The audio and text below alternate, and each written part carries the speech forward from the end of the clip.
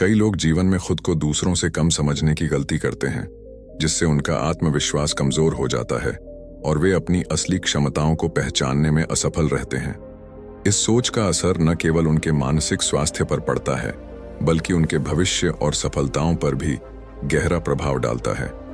इस कहानी में हम उन भावनाओं और संघर्षों की चर्चा करेंगे जिनसे ऐसे लोग गुजरते हैं, और साथ ही उन तरीकों को भी जानेंगे जिनसे वे अपने आप को पहचान सकते हैं और खुद को दूसरों के बराबर मानने की हिम्मत जुटा सकते हैं।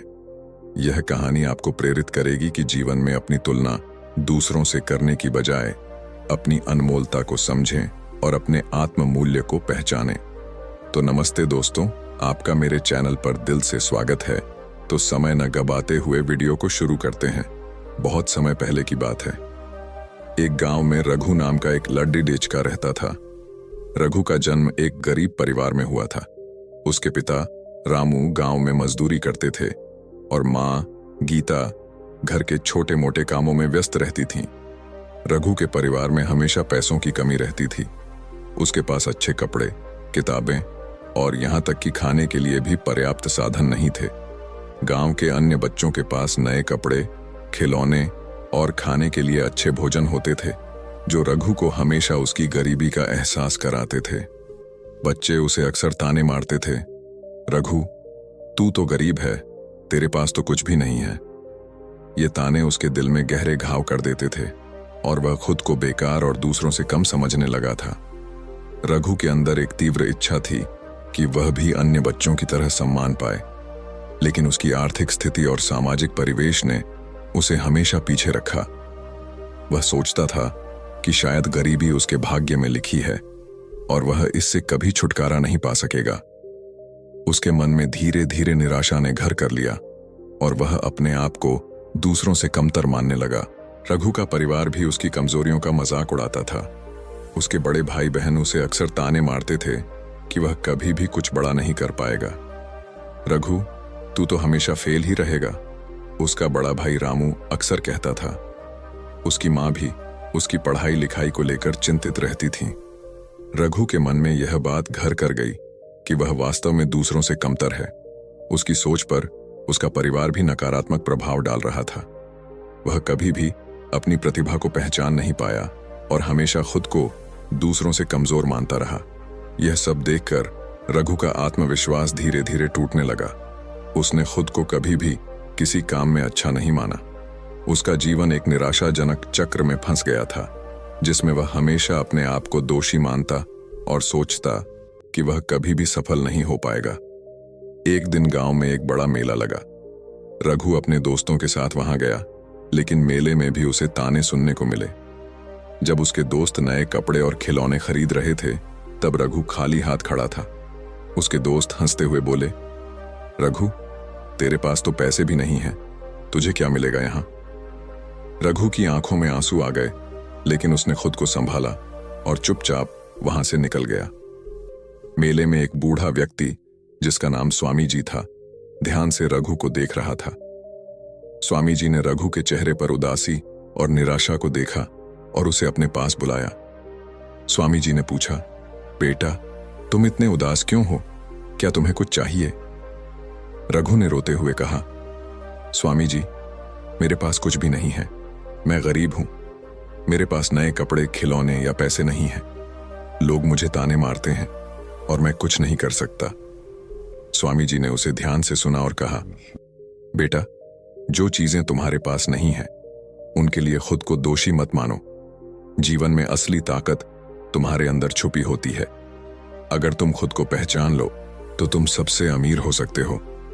रघु ने स्वामी जी की बातों को ध्यान से सुना, लेकिन वह अब भी अपनी कमजोरियों से उबर नहीं पा रहा था। उसे समझ नहीं आ रहा था कि वह कैसे अपने आप को दूसरों से कमतर नहीं समझे। स्वामी जी ने रघु से उसकी समस्याओं के बारे में विस्तार से पूछा। रघु ने अपने दिल की सारी बातें खोलकर रख दी। उसने बताया कि कैसे वह अपने आप को दूसरों से कमतर समझता है और यह सोचकर वह कभी भी अपने जीवन में आगे नहीं बढ़ पाया।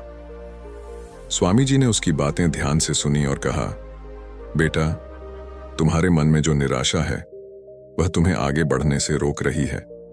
तुम खुद को कमतर समझते हो, इसलिए तुम खुद को साबित नहीं कर पा रहे हो। रघु ने पूछा, तो मैं क्या करूं स्वामी जी? मैं खुद को कैसे बदल सकता हूं? स्वामी जी ने कहा, तुम्हें अपनी आत्मविश्वास को बढ़ाने के लिए कुछ छोटे छोटे कार्य करने होंगे। यह कार्य तुम्हें खुद की ताकत को पहचानने में मदद करेंगे। तुम्हारे अंदर बहुत ताकत है, बस उसे बाहर निकालने की जरूरत है। स्वामी जी ने रघु को आत्मविश्वास बढ़ाने के लिए कुछ छोटे छोटे कार्य दिए। उन्होंने उसे हर दिन एक नया कार्य करने का लक्ष्य दिया, जिसे पूरा करके रघु को अपनी क्षमताओं का एहसास होता। स्वामी जी द्वारा दिए गए पहले कार्य में रघु को गांव के बच्चों को पढ़ाना था। यह काम रघु के लिए बिल्कुल नया था। वह डर रहा था कि कहीं वह इसमें असफल न हो जाए, लेकिन स्वामी जी ने उसे प्रोत्साहित किया। डरो मत बेटा, यह सिर्फ एक शुरुआत है। अगर तुम इसमें सफल होते हो तो तुम्हारा आत्मविश्वास बढ़ेगा। रघु ने धीरे धीरे बच्चों को पढ़ाना शुरू किया। शुरुआत में उसे कठिनाइयां आईं, लेकिन धीरे धीरे वह बच्चों के साथ घुल मिल गया और उन्हें पढ़ाने में मजा आने लगा। उसने देखा कि बच्चे उसकी बातों को ध्यान से सुनते हैं और उससे सीखने के लिए उत्सुक रहते हैं। रघु को यह देखकर आत्मविश्वास मिला कि वह भी कुछ कर सकता है। उसने महसूस किया कि उसकी शिक्षा और ज्ञान का मूल्य है और वह दूसरों की मदद कर सकता है। यह उसकी आत्म खोज की शुरुआत थी। स्वामी जी ने उसे हर दिन एक नया कार्य दिया, जिसे पूरा करके रघु को अपनी क्षमताओं का एहसास होता। इन कार्यों में दूसरों की मदद करना, गांव के छोटे मोटे काम संभालना और अपने डर का सामना करना शामिल थे। रघु ने धीरे धीरे देखा कि वह इन कार्यों को सफलता से पूरा कर सकता है, जिससे उसका आत्मविश्वास बढ़ने लगा। उसने महसूस किया कि वह भी दूसरों के बराबर है और उसकी भी एक अलग पहचान है। रघु ने धीरे धीरे स्वामी जी द्वारा दिए गए कार्यों को सफलतापूर्वक पूरा करना शुरू कर दिया, लेकिन उसकी यात्रा इतनी आसान नहीं थी। हर बार जब वह कुछ हासिल करता, उसके सामने एक नई चुनौती खड़ी हो जाती। स्वामी जी ने उसे एक दिन एक बड़े कार्य के लिए कहा, जिसमें उसे गांव के सभी लोगों की मदद करनी थी। गांव में एक बड़ा आयोजन होने वाला था और रघु को उस आयोजन की तैयारी और प्रबंधन की जिम्मेदारी सौंपी गई। यह कार्य बहुत बड़ा था और रघु को यकीन नहीं था कि वह इसे कर पाएगा। वह डर रहा था कि कहीं वह इसमें असफल न हो जाए और फिर से उसे ताने सुनने को मिले।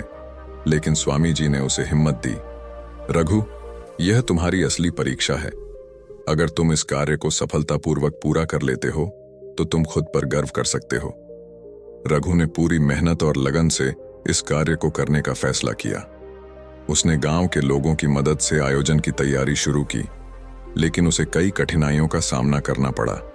कुछ लोग उसके खिलाफ थे और नहीं चाहते थे कि वह सफल हो। उन्होंने उसे कई बार परेशान किया, लेकिन रघु ने हार नहीं मानी। उसने अपनी मेहनत और लगन से उन सभी कठिनाइयों को पार किया और अंततः आयोजन को सफलतापूर्वक पूरा किया। रघु के आत्मविश्वास में वृद्धि होती गई और वह गांव के अन्य बच्चों और लोगों के सामने अपनी योग्यता साबित करने लगा। उसने गांव के विभिन्न कार्यों में बढ़ चढ़कर हिस्सा लेना शुरू कर दिया। अब लोग भी उसकी मेहनत और लगन की सराहना करने लगे थे। धीरे धीरे रघु ने खुद को दूसरों से कमतर समझना बंद कर दिया और अपनी अलग पहचान बनानी शुरू की। गांव के लोग अब रघु को एक सम्मानित व्यक्ति के रूप में देखने लगे थे। वह अब गांव के बच्चों के लिए प्रेरणा स्रोत बन गया था। लोग उससे सलाह लेने आने लगे और उसकी प्रशंसा करने लगे। रघु ने अपनी मेहनत और आत्मविश्वास के बल पर खुद को साबित किया था। उसने दिखा दिया था कि अगर इंसान में आत्मविश्वास हो और वह मेहनत करे तो वह किसी भी कठिनाई को पार कर सकता है।